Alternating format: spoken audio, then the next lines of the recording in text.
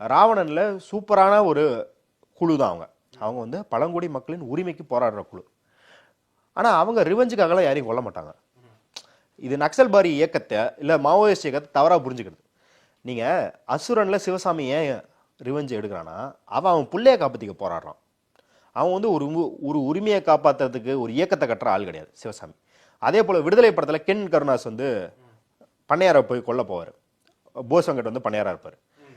அதுவும் பார்த்தீங்கன்னா அவன் வந்து உரிமைக்காகலாம் போராடல, தான் மனைவியை தூக்கிட்டு போயிட்டாங்கன்னு அவன் போய் போராடுறான். ஆனால் விஜய் சேதுபதி பாருங்க, விஜய் சேதுபதி ஒரு இயக்கத்தால். ஒரு இயக்கத்தால்னு வரும்போது சொந்த விருப்பு வெறுப்புக்கெல்லாம் கொல்ல முடியாது. வெற்றிமாறனுக்கும் மணிரத்னமுக்கான வித்தியாசம் என்னன்னா எங்க பர்சனலை வச்சுக்கணும் எங்க பாலிடிக்ஸ் வச்சுக்கணும் அப்படின்னு வெற்றிமாறனுக்கு தெரிஞ்சிருக்கு. அவர் வந்து சிவசாமி கதையும் விஜய் சேதுபதி விடுதலை பெருமாள் கதையும் முடிச்சு போடல. அவர் பர்சனலாக இருக்கிறவன் ரிவெஞ்ச் எடுப்பான். ஆனால் ஒரு இயக்கமாக கட்டுறவன் இன்னும் கட்டுக்கோப்போட இருப்பான்.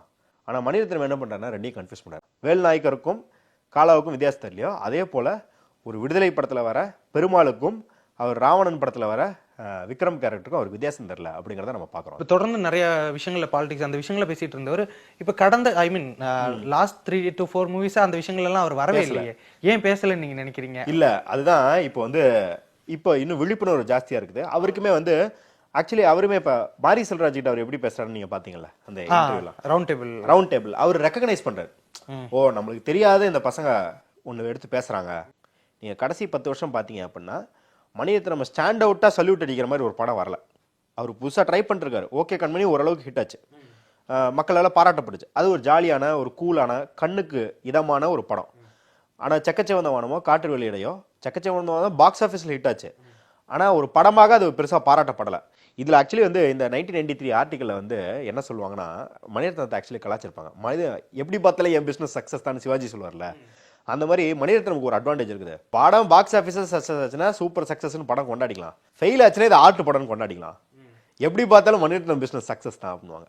ஆனால் அந்த ஜோனை விட்டு மணிரத்னத்தை வெளியே தள்ளிவிட்டாங்க.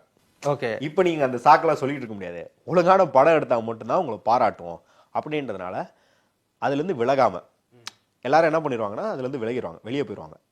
இல்லை நான் போட்டி போடுறேன்னு ஒருத்தர் நின்று இந்த தக் லைஃப்பில் வந்து நானும் ஒரு தக் லைஃப்னு ப்ரூவ் பண்ணுறேன்டா அப்படின்னு வராரு இல்லையா, அப்போ அதை பார்க்குறதுக்கு நம்மளுக்கு க்யூரியாசிட்டியாக இருக்குது. இந்த பாலிடிக்ஸ் இவ்வளோ பாலிட்டிக்கல் விமர்சனம் வச்சுருக்கேன், அழகில பாராட்டியிருக்கோம், இதெல்லாம் ஒன்றுபட்டு தக் லைஃப்பில் எப்படி பிரதிபலிக்குது. ப்ளஸ் கமல் மாதிரி வந்து ஒரு பெரிய ஒரு மான்ஸ்டர் அவர் வந்து அடக்கணும், எப்படி அடக்க போகிறான்றதை நம்ம பார்க்க போகிறோம்.